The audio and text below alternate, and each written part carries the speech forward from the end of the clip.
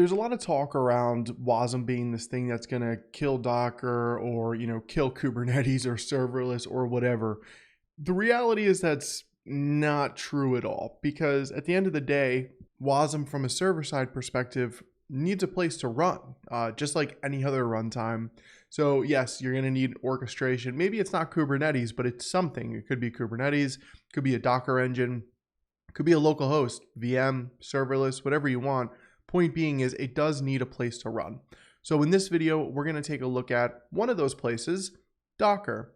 So on Docker desktop, you're going to want to do a couple of things. So first things first, you're going to want to turn on containerd images, and you just go open up Docker desktop and go to settings, general, use containerd for pulling and storing images, and just click that button or, the little toggle. Next, you're going to want to turn on Wasm, and you just go to settings, features and development, enable Wasm, and that's it.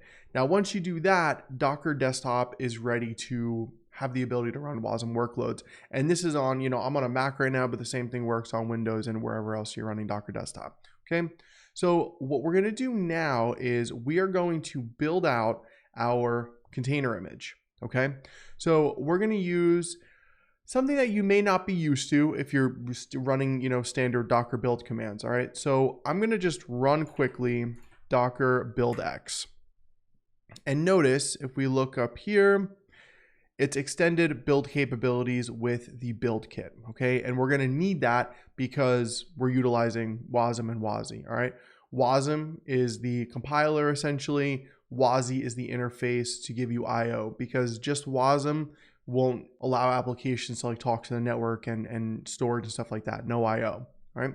And then we're going to tag the image, go Wasm, and it's going to be based on a current Docker file, which I'm going to open up right now. And it's pretty straightforward. We're going to use a scratch image.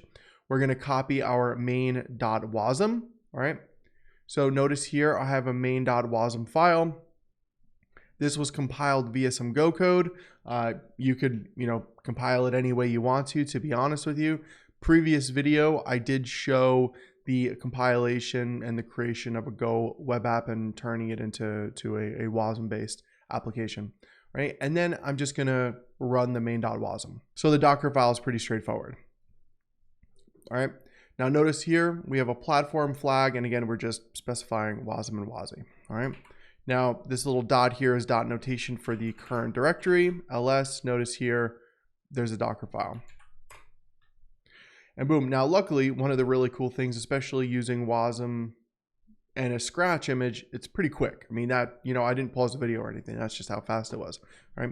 So if I run Docker image ls, notice here, we now have go Wasm, all right? Now, the next thing that we're going to do is we're going to test out our container image, see if it works. So we're going to use the docker run command, and we're going to specify a few flags. First, we're going to specify the runtime for Wasm Edge.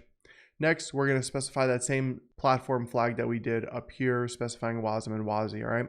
And then just specifying that image that we just built. All right, and if we run this, boom. There's our application. There's the output of our application when you run our app.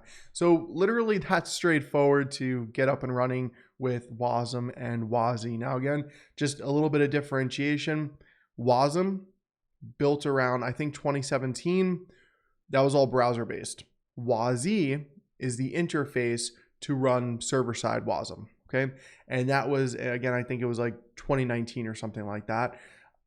And now we're kind of seeing all these things get tied together with other tooling like Docker and Kubernetes and stuff like that. So if you want to get started, you just need a Wasm file. Again, if you watch the previous video, I show how to build that out and everything locally, and then you'll be able to turn it into a container image.